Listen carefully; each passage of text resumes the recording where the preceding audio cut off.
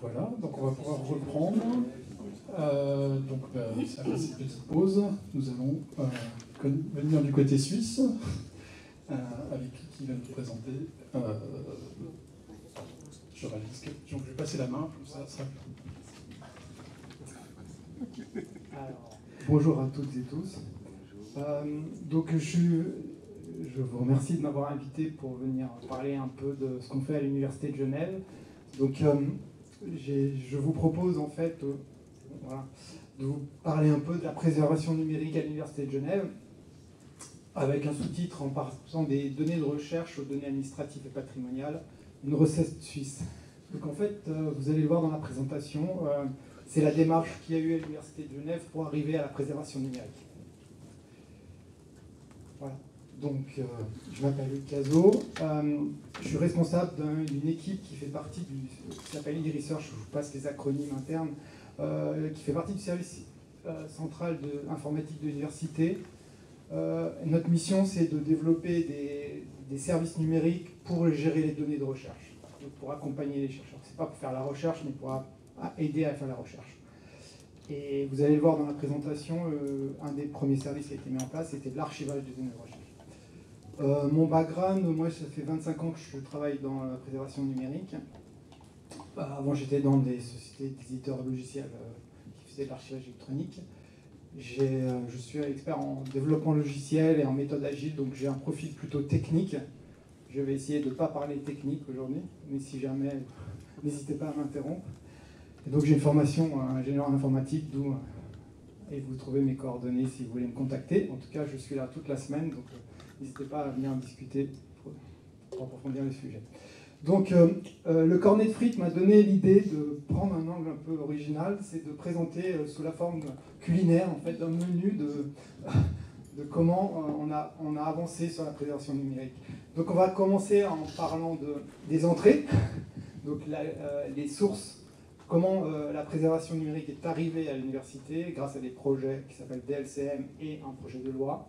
Après, le plat principal, le plat de résistance, c'est justement le service d'archivage numérique qui a été mis en place, qui s'appelle Yareta.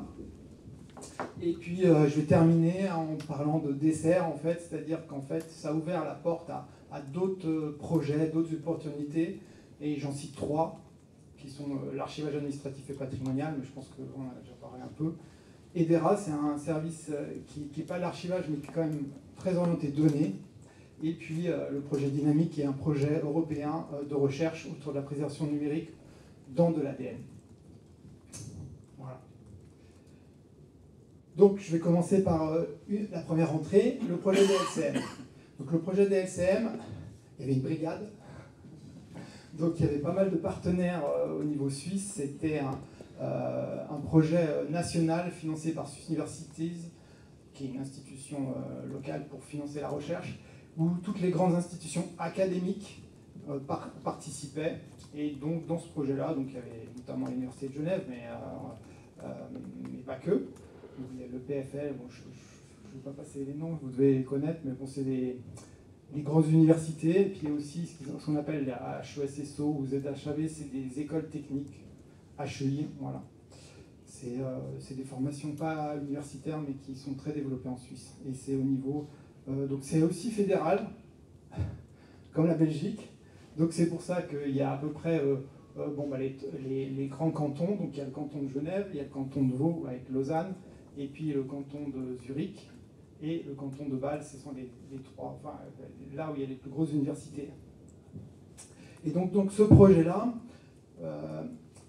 la recette a été de se faire en plusieurs phases et de réfléchir à comment le chercheur allait gérer ses données, donc de définir en fait le cycle de vie global.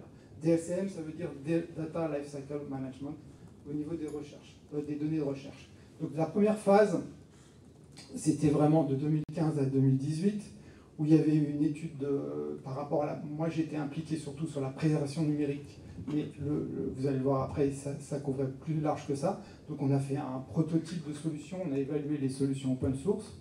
Il y avait d'autres initiatives dans le projet qui ont mis en place de réfléchir à l'accompagnement, les services, aussi des directives ou des data management plans, ou plans de gestion de données en français.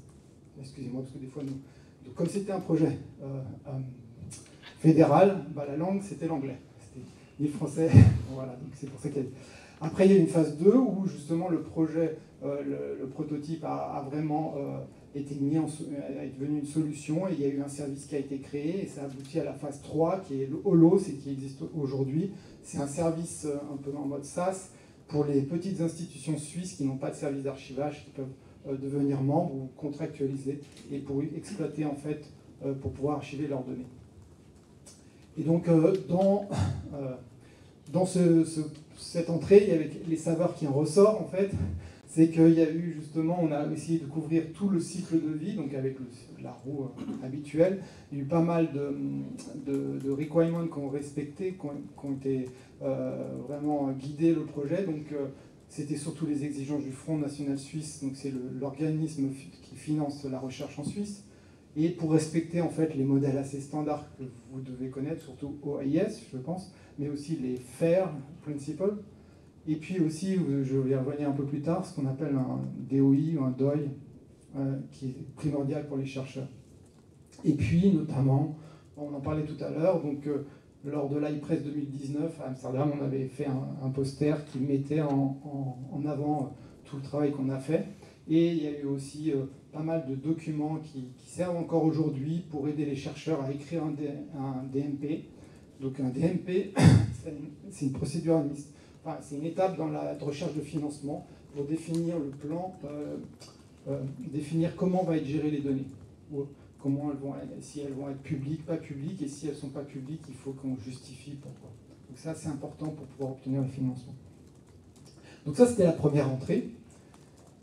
Et la deuxième entrée qui a permis d'aboutir à l'archivage, c'est ce qu'on appelle un projet de loi. Donc ça, c'est très administratif, c'est que à l'Université de Genève, donc c'est fédéral, c'est une confédération, et il y a l'État, enfin Genève, c'est la particularité d'être un État, une ville, une commune, enfin c'est une ville-État, on va dire. Et donc au niveau de l'État, il y a un processus de financement qui s'appelle un projet de loi, donc on soumet un projet de loi à l'État, et il a été demandé un projet qui était là pour développer les infrastructures liées à la recherche, pour faciliter en fait le développement de services numériques. Ça a été accepté en 2017 et ça a permis d'avoir une source de financement à l'université pour mettre en place ce que je vais vous présenter après. Voilà. Donc ça, c'était les entrées. On va passer maintenant au plat principal qui s'appelle Yareta. Donc Yareta, c'est le nom du service numérique qu'on a mis en place à l'université. Qu'est-ce qui a fait que l'archivage numérique est arrivé pour les données de recherche? Il y avait plusieurs ingrédients, j'ai mis par rapport à la thématique, mais notamment depuis 2017, que ce soit au niveau européen, au niveau suisse, au niveau américain, les chercheurs ont l'obligation de remplir ce DMP dont j'en ai parlé et de spécifier où vont être stockées leurs données quand la recherche sera terminée.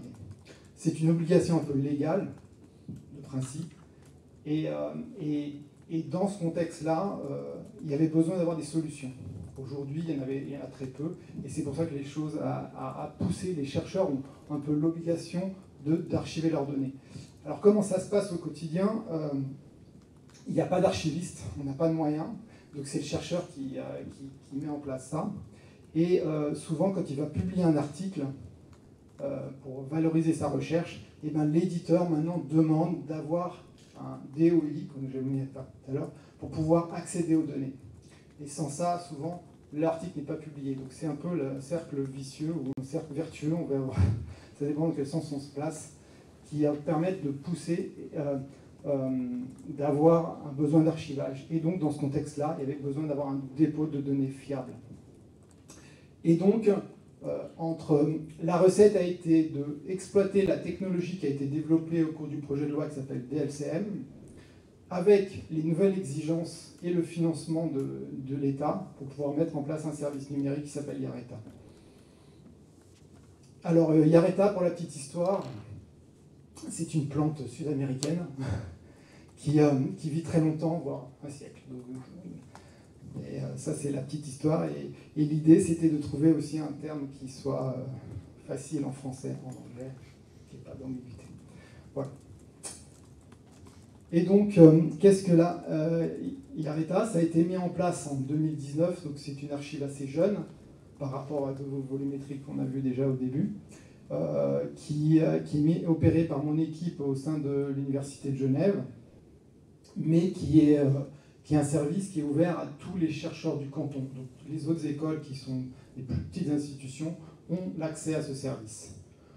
En 29 février, il y a eu la millième archive qui a été créée, pour la petite histoire. Donc aujourd'hui, ça grandit gentiment.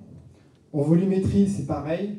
On n'a pas une grosse volumétrie, on a à peu près 15 Tera d'archives, de données de recherche archivées. Ce n'est pas toutes les données de recherche, c'est que celles qui sont publiées. Et pour faire un lien avec la présentation d'avant, on a aussi la particularité, c'est qu'on n'a pas de limitation de taille. Et donc ça, au niveau des processus, aujourd'hui, la plus grosse archive, c'est quasiment 1 Tera, en fait, une seule archive. Et donc ça a été aussi un des challenges, je confirme ce que m'a dit mon prédécesseur, que ça marche très bien en test avec des petites archives, même on monte un peu en volume, mais quand on passe en production, il y a des problématiques techniques à régler. Donc au niveau de l'architecture logicielle, on avait à peu près prévu, mais après il y a une architecture de déploiement qui doit être scalable à l'échelle et puis de répondre aux besoins. Et donc aujourd'hui, on n'a pas de limitation de volume. La seule limitation qu'on a mis dans la solution, c'est, j'y reviendrai un petit peu plus tard, mais c'est plutôt en nombre de fichiers par archive. Parce que dans le processus, je reviendrai un peu plus tard quand je parlerai de l'architecture. Sinon je vais me disperser. Le temps. Voilà, c'est bon. Et puis, autre chose intéressante,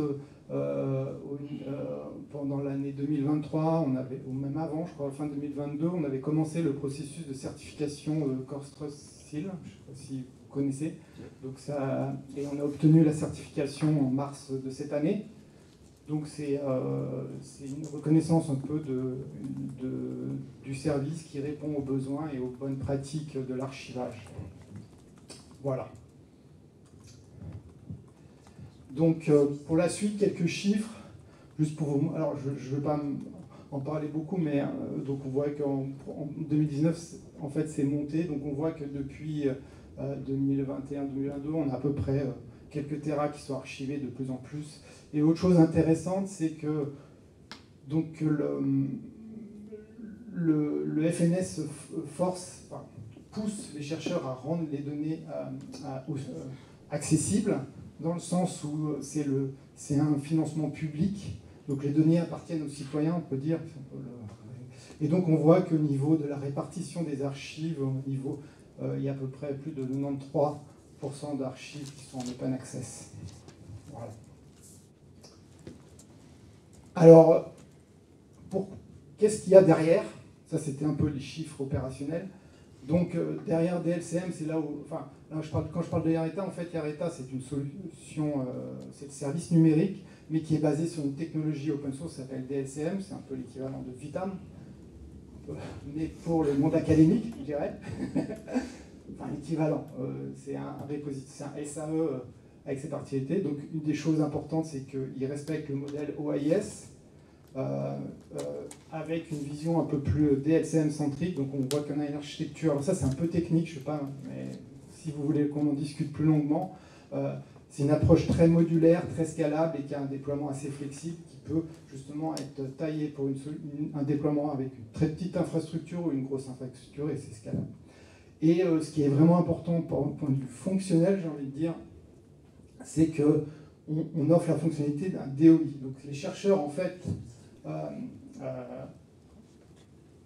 je vais être un peu taquin, l'OAIS, ils ne connaissent pas, et ça ne les intéresse pas, et ce n'est pas dans leur mission de respecter OAIS. Donc l'idée de DLCM, c'est d'offrir une solution qui respecte les bonnes pratiques de l'archivage et qui est le plus facile d'accès pour un chercheur, que ça lui coûte moins de temps. Et donc c'est pour ça qu'on a développé un module de pré-archivage, le pré-ingest, qui permet de... Alors j'ai pas été là, je m'excuse au début de la présentation, si j'ai bien compris, c'était le sujet un peu de Marion, d'avoir des outils pour créer des SIP. L'idée du pré-ingest, c'est un portail qui permet de créer le SIP pour le chercheur. Donc lui, il dépose ses données, il les organise comme il le veut, il choisit, et après, il vérifie. Et justement, pour faire un autre lien sur ce qui a été dit au préalable, en fait, dans cette phase-là, on fait de l'utilisation de format. Donc on intègre FITS, nous on utilise FITS, c'est pas un truc. Et en fait, c'est transparent pour le chercheur. Donc je reviens à mon prédécesseur, c'est un traitement qui peut être assez lourd, dans le sens où chaque fichier est identifié.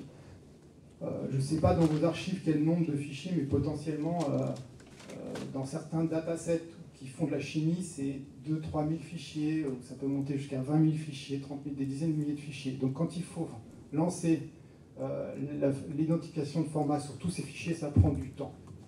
Donc on a une procédure aussi pour pouvoir gérer, pour charger en masse et que le système travaille pour le chercheur et que ça se fasse automatiquement. Par contre, il n'y a aucune contrainte technique pour archiver, c'est-à-dire que si c'est un format Word ou qui n'est pas standard, on ne fait pas de contrôle, on documente tout ça. Et pour en revenir au dernier point que j'ai dit, la limitation de format la limitation du nombre de fichiers qu'on fait, c'est à cause de ça, parce qu'en fait, nous, on génère des métadonnées automatiquement et chaque fichier est documenté. Et donc, ça, au bout d'un certain nombre, ça fait des fichiers de métadonnées qui sont plus gros que les données, dans certains cas. Voilà. Quoi dire d'autre sur cette slide? On peut être aussi harvesté par OIPMH, on utilise un peu tous les standards de stockage habituels. Donc File ou S3. Voilà. Haute saveur, hein, plus fonctionnel, un peu moins technique. Donc ça, c'est quand un chercheur crée son archive. Donc il va devoir se poser comment l'archive va être accessible. Et ça, c'est assez important. Et donc la stratégie de Yareta, c'est d'être aussi ouvert que possible et fermé autant que nécessaire. C'est toujours pour favoriser l'open access, qui est une des exigences. Et donc on a mis en place des niveaux d'accès. Et aussi quelque chose qui est assez important, qu'on a développé l'année dernière et là on commence à avoir une année de retour. C'est assez intéressant, c'est ce qu'on appelle des data tags, c'est pour définir la sensibilité des données. Donc c'est pour savoir si c'est des données privées, enfin des données personnelles. Ça c'est au libre choix du chercheur en fonction des données. Donc il faut savoir que Yareta, il archive des données cliniques par exemple, ou des données en informatique. Il y a des gens qui font des études sur des jeux vidéo, ou qui font des films de visage. Enfin, bon, bref, il y a plein de choses comme ça qui peuvent avoir des données personnelles. Et donc, en fait, ce qui manquait à la solution, c'était de pouvoir gérer cet aspect-là. C'est assez critique.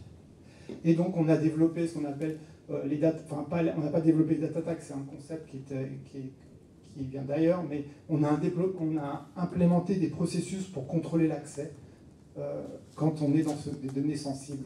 Je vais revenir un peu après. Et dans ce contexte-là, pour finir la roue, en fait, on va définir après les termes et les conditions pour accéder à l'archive.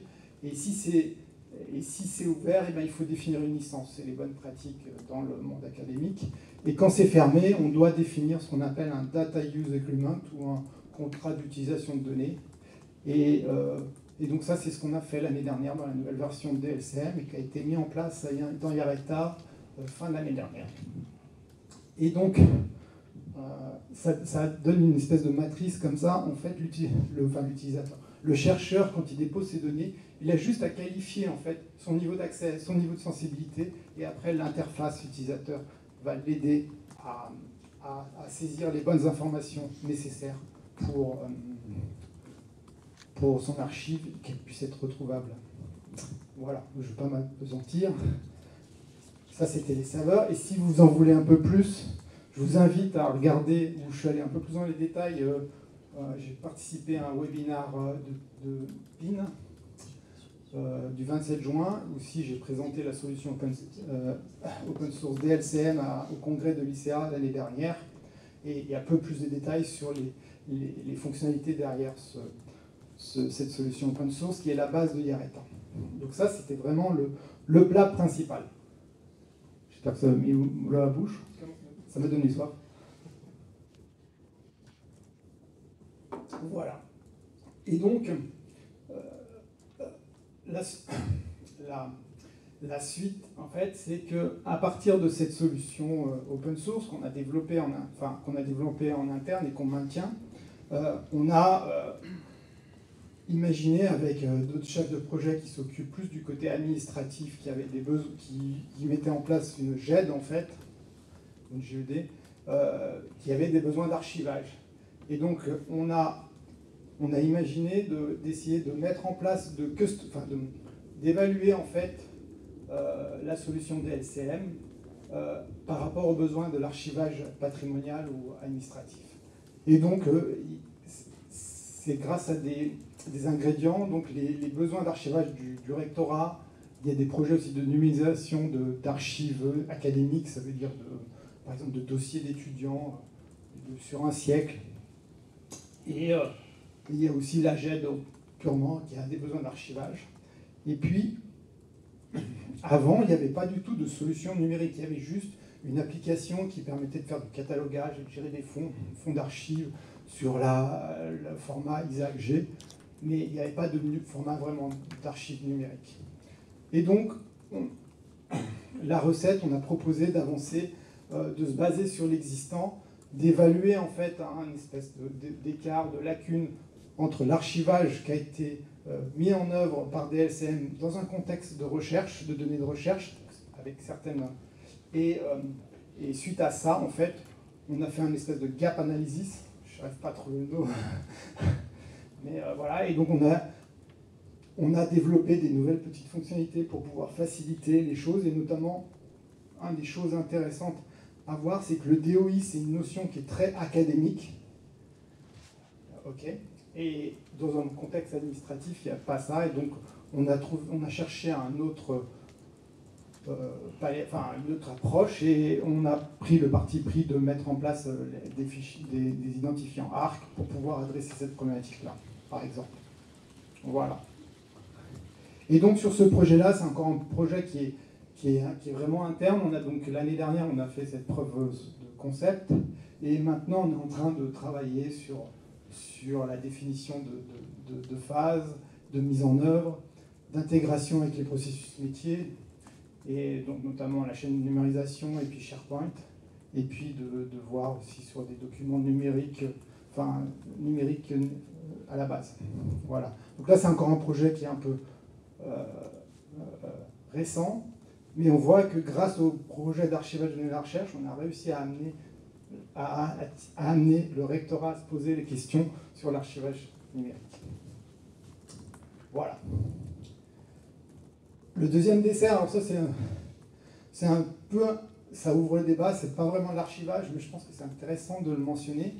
C'est dans mon équipe, on est plutôt une équipe de développement en fait, de software engineer, et donc en fait on avait une problématique que les groupes de recherche, pendant 2 ou 3 ans, ils ont des financements, ils mettent en place des solutions numériques de plus en plus, et quand le financement s'arrête, ces applications elles deviennent désuètes, elles sont de l'obsolescence, et ils arrivent au service informatique où on a des ressources très très limitées, et c'est une hétérogénéité de technologies, d'approches qui sont ingérables.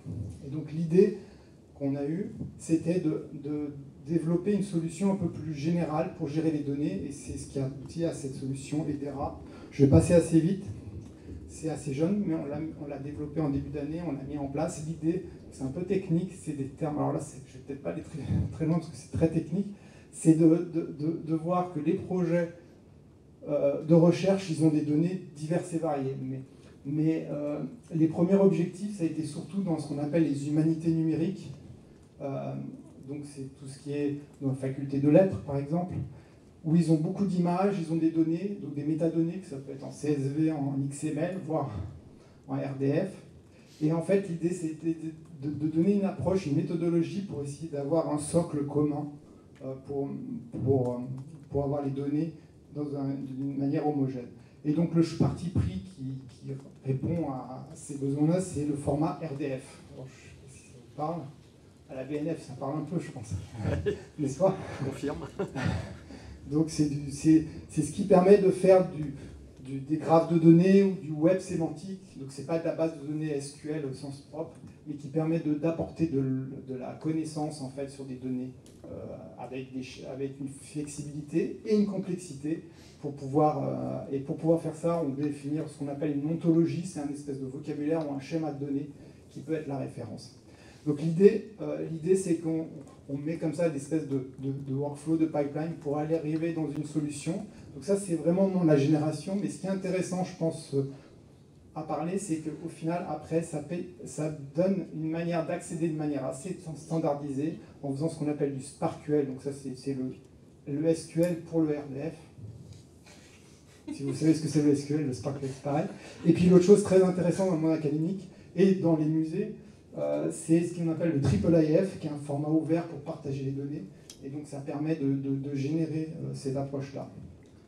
Et donc on a mis en place une solution. Donc là on a vraiment fait une couche administrative autour de solutions open source pour pouvoir arriver à faire ça. Donc là l'idée c'est de fournir la recette aux chercheurs, de le guider avec des étapes qui puissent le faire avec leur data scientist ou leur ingénieur en informatique. Tout ça, je ne vais pas passer en détail, mais c'est un peu la procédure qu'on propose de faire pour pouvoir après avoir des données qui soient pérennisées. Et ça, si vous voulez aller voir, c'est des premiers projets qui ont été migrés. C'est assez chaud puisque ça a été mis en production au mois de juin. Et les premiers projets ont été... Donc c'est accessible, c'est public. Mais ce qui est lié à notre sujet de la semaine, c'est qu'on a une vision en fait assez globale et qui est vraiment orientée pérennisation. Donc ça c'est la solution EDERA que je vous ai présentée en quelques lignes, qui met en œuvre des formats ouverts et des technologies open source. L'idée c'est d'utiliser après une solution d'archivage pour pouvoir mettre un DOI. Donc le DOI c'est la référence qui permet d'avoir un identifiant pérenne. D'ailleurs c'était une des questions. Quand vous parlez d'identifiants, c'est des identifiants internes que vous parliez tout à l'heure. Nous, quand on parle d'identifiants, c'est des identifiants pérennes, en fait. Donc le DOI, c'est ça. Ça veut dire qu'en fait, même si les données ne sont plus là, le DOI répond quelque chose. Voilà. Et pour faire le lien aussi avec l'archivage, l'idée, c'est que ce qu'on voudrait faire dans l'archivage administratif et patrimonial, c'est d'introduire le nouvel format d'archivage qui va remplacer en théorie ISAG, qui est le format RICO, Record in Context, qui est basé sur du RDF. C'est ça notre challenge. Voilà. Et donc on a imaginé une solution qui n'est pas encore développée, mais la partie haute est développée, la partie basse est développée, mais l'intégration, donc archivage, publier en archivant ça, c'est assez facile à faire, mais l'idée c'est aussi de pouvoir réimporter les données pour pouvoir profiter des bonnes pratiques et des standards des deux côtés. Donc la solution IARETA pour l'archivage et la solution EDERA pour partager les données avec les formats ouverts. Voilà. Ça, c'est les saveurs qu'on voudrait. Et puis, pour terminer, le dernier dessert, ou l'avant-dernier, je dirais, c'est un projet qu'on a avec mon responsable, qui sera là dans la semaine, si vous voulez en discuter plus en même de lui, avec lui, parce que moi, je m'occupe plutôt de la partie informatique, mais sur la partie vraiment ADN, c'est vraiment lui. Donc l'idée, c'est de mettre en place une solution d'archivage dans de l'ADN. Donc l'idée de l'ADN, c'est qu'on estime que l'ADN, pour la préservation, c'est quelque chose c'est une technologie qui est intéressante. Déjà, il y a une densité d'informations petite quantité qui est assez intéressante. Ça peut être préservé dans des espaces à une température assez moyenne sans coût énergétique.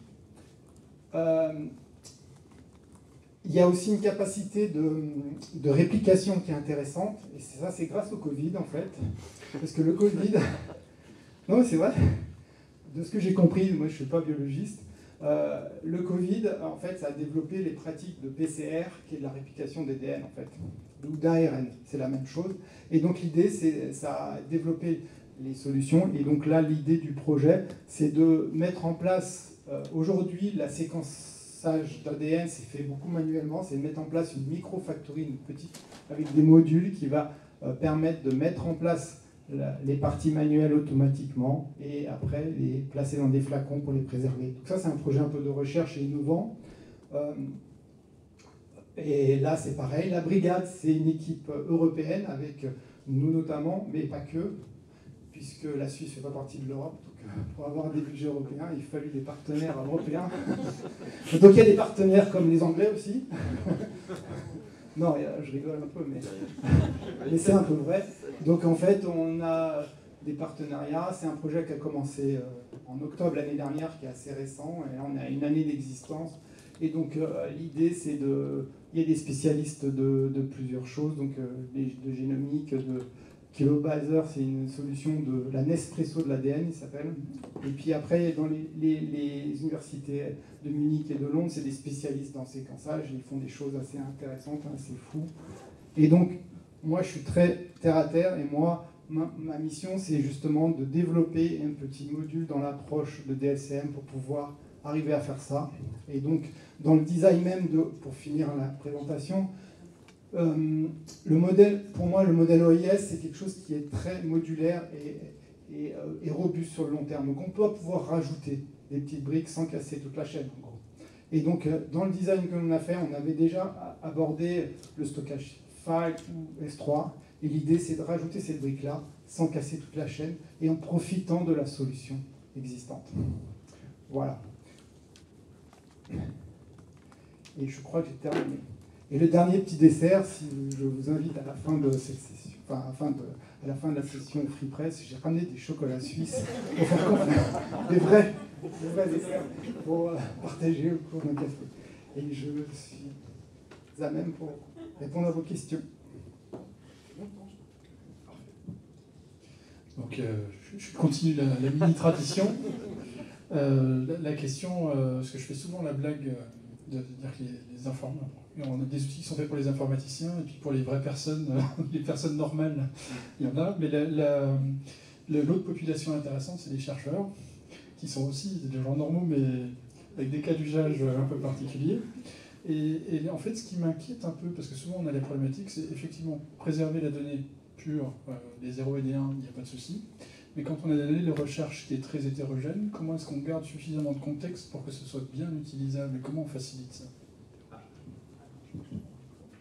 Alors là, c'est une partie que je n'ai pas détaillée dans cette présentation parce que j'ai voulu faire un survol un peu du sujet, mais si dans les autres présentations que je fais vraiment sur la technologie, là c'est basé, alors la première réponse c'est sur un format de métadonnées, c'était le sens de ma question tout à l'heure, c'est qu'en fait on essaye déjà dans le portail utilisateur, en fait il y a un formulaire de saisie, mais c'est juste une interface homme-machine. Mais derrière, en fait, c'est de générer des métadonnées au sens data site. Donc, dans le monde académique, c'est très reconnu internationalement. Le besoin du chercheur, c'est d'avoir un DOI. Donc, un DOI, c'est une URL, on va dire. D'accord ? Et derrière le DOI, il y a en gros deux gros fournisseurs, c'est Crossref et DOI.org, en fait. Et donc, dedans, eux, ils ont des exigences. Et nous, on utilise DOI.org pour une raison purement nationale, parce qu'il y a un fournisseur, enfin, il y a une organisation près de l'université où il y a une institution qui fait le relais. Et donc, eux, ils attendent d'avoir des métadonnées datasite. Le schéma, c'est datasite.schema.org. Donc, c'est un format qui est de métadonnées, c'est une espèce de, je dirais, un peu du Dublin Core amélioré, mais qui est pour permettre de citer des documents, enfin, des recherches ou des données, en fait. C'est assez bien structuré, c'est un schéma de données, il y a différentes versions. Et donc nous, en fait, ça a été au moment du projet DLCM, on s'est tous mis d'accord auprès de toutes les institutions que c'était ça, en fait, la référence. Donc l'idée, c'est d'avoir des métadonnées, un schéma déjà. Après, le deuxième challenge, c'est d'essayer qu'elles soient saisies correctement. Et ça, alors, dans l'interface, en fait, on a un formulaire minimaliste, c'est les métadonnées minimum qui sont déjà le saisir, mais après, s'ils mettent données de test, alors là, c'est là où on tombe sur les challenges organisationnels, en fait. Nous, on n'a pas les moyens pour avoir des validateurs ou des archivistes ou des data curateurs qui vont accompagner. Donc nous, ce qu'on fait, on fait des avec l'équipe des bibliothèques, en fait, on fait des formations sur Yareta pour former les utilisateurs à comment saisir, parce que l'idée maîtresse de DLCM, c'est vraiment de rendre le chercheur autonome. Donc une fois qu'il est formé, après, il peut utiliser l'interface tout seul. Alors après, c'est dépendant de la qualité. Voilà. Alors après, dans les versions ultérieures, on a développé une fonctionnalité pour mettre à jour les métadonnées, si jamais il y a des fautes de typo et tout ça. Mais après, on est dépendant de... Voilà.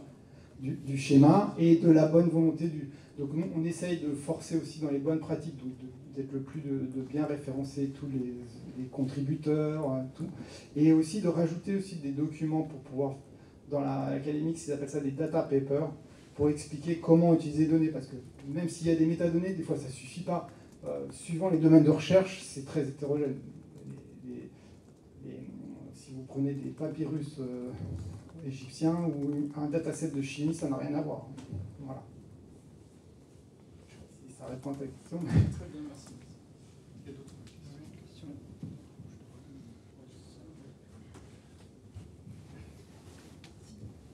Vous avez parlé d'identification de format avec FITS, je crois. Ouais. Est-ce que vous avez envisagé la validation de format également? Est-ce que vous avez... Enfin, oui, on l'a envisagé, on a fait le choix de ne pas mettre de contraintes par rapport à ça, parce que justement les chercheurs, toujours alors c'est vraiment un parti pris. Hein. D'ailleurs, quand on a fait la certification CTS, en fait, il a fallu expliquer cette démarche. L'idée, c'est que le chercheur soit autonome. Quand il fait ses recherches, il génère ses données comme il veut. Même d'un groupe à l'autre, dans un même domaine, ils peuvent s'étendre.